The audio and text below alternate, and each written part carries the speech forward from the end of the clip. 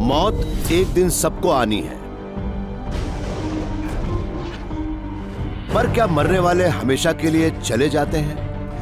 Medicine के field में हुई तरक्की और कंप्यूटर साइंस में उठे क्रांतिकारी कदमों से हो सकता है जल्द ही मरने वाले फिर से जिंदा हो जाएं या किसी और अजीब रूप में सरवाइव करें। क्या हम मृतकों को फिर से जीवन दे सकते हैं?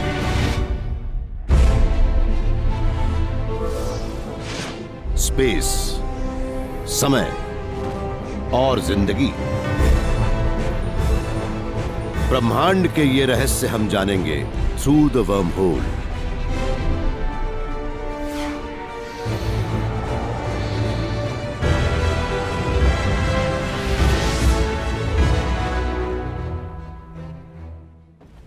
मौत हमारा आखिरी डेस्टिनेशन है, जहां से कभी भी कोई भी वापस नहीं आता।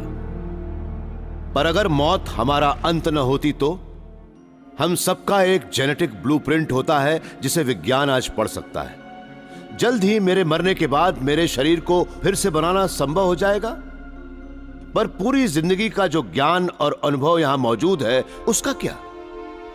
क्या कभी हम मरने वालों के शरीर और आत्मा को फिर से जिंदा कर पाएंगे?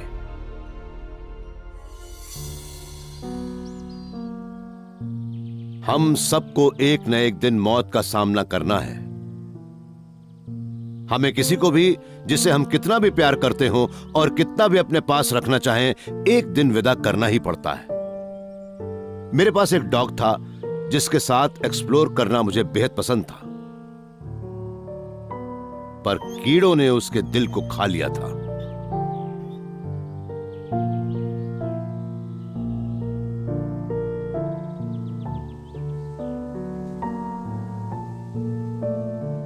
हमेशा के लिए अलविदा कहते हुए बहुत दुख होता है, मगर यह अनअवॉइडेबल है।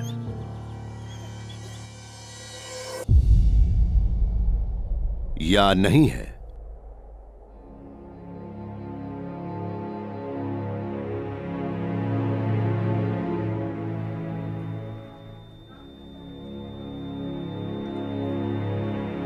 ये मरीज मर चुका है। इसका ना दिल धड़क रहा है, ना सांस चल रही है, ना ही इसका खून दिल से होकर गुजर रहा है। पर आज ये फिर से जिंदा किया जाएगा इस व्यक्ति द्वारा।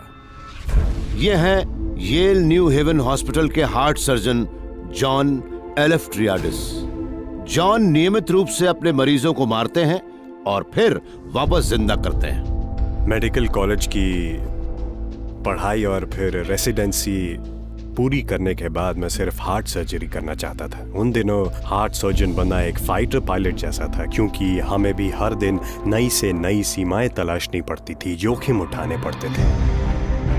जॉन आज भी सर्जरी की उसी सीमा तक जाकर काम करते हैं। आज वो एक बुरी तरह से डैमेज्ड दिल को रिपेयर करने की कोशिश कर रहे हैं, जिसे तब तक ठीक नहीं किया जा सकता जब तक वो काम करना बंद नहीं करता। उन्हें इस दिल की धड़कन रोकनी होगी, पर ऐसा करने से मरीज के दिमाग को खून मिलना बंद हो जाएगा, जिससे उसे ऑक्सीजन नहीं मिल पाएगी। जॉन को ऑपरेट करने के लिए 45 मिनट चाहिए। साधारण तापमान पर दिमाग सिर्फ 5 मिनट बाद ही मरने लगता है। इसके लिए उन्होंने एक अनोखा हल निकाला है कि मरीज को बर्फ में जमाकर सस्पेंडेड एनिमेशन की हालत में ले आएं।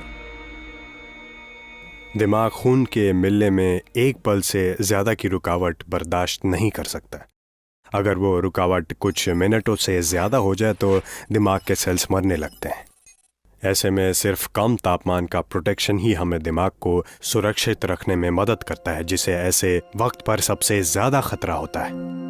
मरीज के पूरे गर्म खून को उसके शरीर से निकालकर एक बाईपास मशीन से गुजारा जाता है, फिर वापस उसकी वेन्स और आर्टरीज पंप कर देते हैं।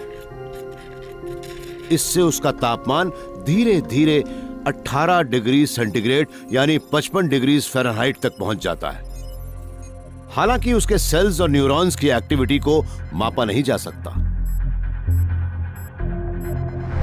अगर कोई जनरल प्रैक्टिशनर या कार्डियोलॉजिस्ट या वैसा ही कोई दूसरा एक्सपर्ट यहाँ आकर इस मरीज को एग्जामिन करे तो इसके सभी फिजिकल साइंस को देखकर यही कहेगा कि ये मरीज मर चुका है। ऐसे मौकों पर हार्ट और लंग मशीन और रेस्पिरेटर, वो डिवाइसेस जो मरीज को जिंदा रखती हैं, बंद कर दी जाती हैं। उसकी न सांस चलती है, न ही खून पंप होता है।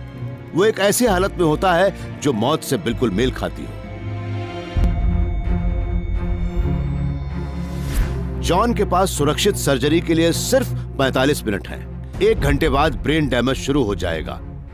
यही वो वक्त है जब उनका दशकों का अनुभव काम आएगा। ये अभी भी सस्पेंडेड एनिमेशन में है, इसलिए हमारे पास सेफ्टी में जाने के लिए 15 मिनट हैं। आखिरकार जॉन और उनकी टीम 7 मिनट रहते ही सर्जरी पूरी करने में कामयाब हो जाते हैं। एक तरह से ये मरीज 38 मिनट तक बेजान रहा है। वो लाइफ सपोर्ट द्वारा धीरे धीरे उसे वापस जिंदा लोगों की दुनिया में लाते हैं और उसके दिमाग को नुकसान भी नहीं पहुंचता। मैं खुद हैरान हूं कि ऐसा भी किया जा सकता है। मौत की डेफिनेशन वाकई बदल चुकी है। असली मौत सिर्फ तब होती है जब वो परमानेंट हो, लेकिन इस बहुत ही स्पेशल हाई टेक्नोलॉजी के माहौल में सस्पेंडेड एनिमेशन या डीप हाइपोथर्मिक अरेस्ट की हालत में लाए गए लोगों पर मौत की ये कसौटी लागू नहीं होती। पर क्या हम उन लोगों को फिर से जिंदा कर सकते हैं जिनकी मौत कम नियंत्रित हालात में हुई हो?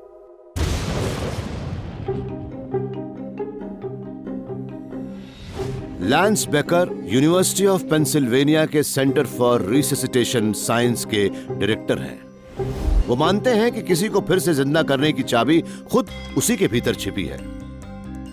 एक बात हम हजारों सालों से जानते हैं कि अगर मीट को फ्रीजर में रखा जाए तो वो ज्यादा लंबे समय तक चलता है।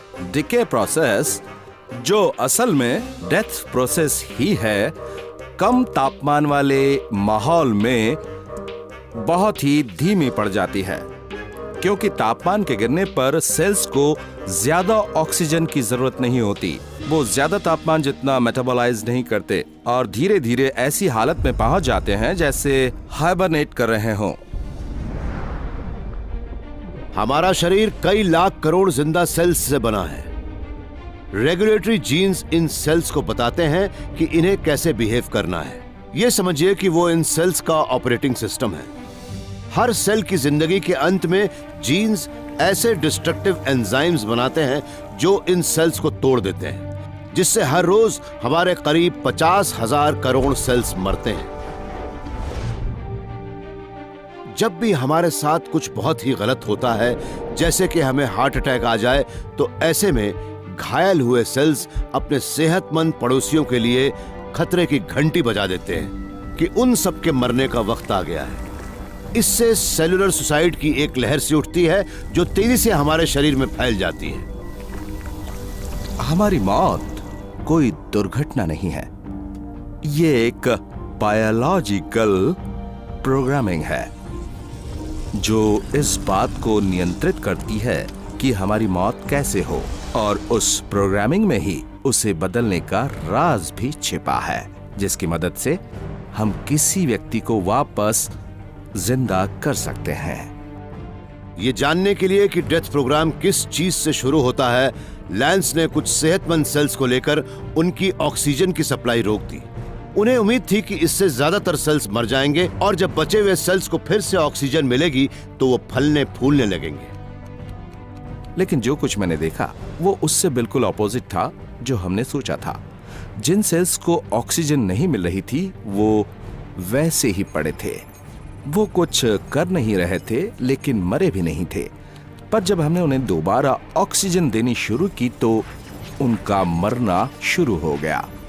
ये एक बहुत ही अजीब बात थी कि ऑक्सीजन यानी वो मॉलिक्यूल जो हम सबको जिंदगी देता है, वही उन सेल्स के मरने की वजह बन रहा था।